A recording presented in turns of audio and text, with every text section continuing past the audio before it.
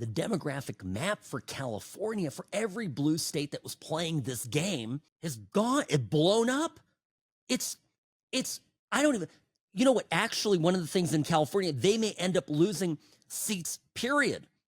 So, you know what, Democrats, maybe we'd lose a few Republicans. They could lose Democrat-held seats as well. It's an absolute disaster for the Democratic Party. This is why they're fighting it tooth and nail. But once again, they're getting too clever by half.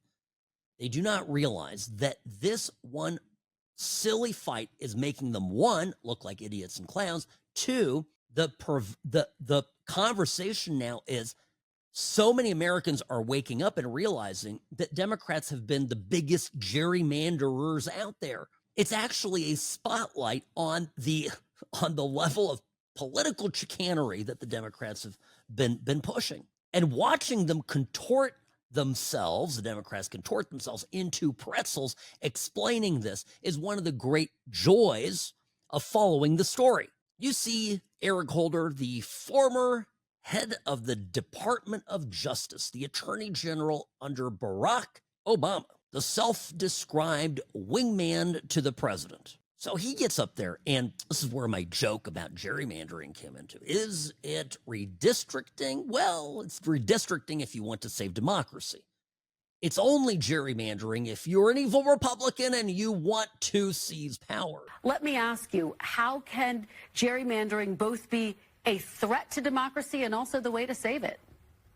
Well, there's no question that gerrymandering is a threat to our democracy. It allows politicians to pick their voters as opposed to citizens choosing their representatives.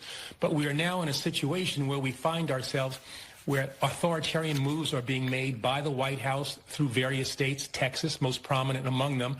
And there has to be a response to that. What I've said is that we have to protect our democracy now if we ultimately want to be able to save it. And so taking the reasonable steps that have been proposed in California, I think it makes a great deal of sense in this moment, a temporary way in which to respond to that which is happening in Texas, with the thought that after this crisis has passed, we get back to the fight against gerrymandering by anybody.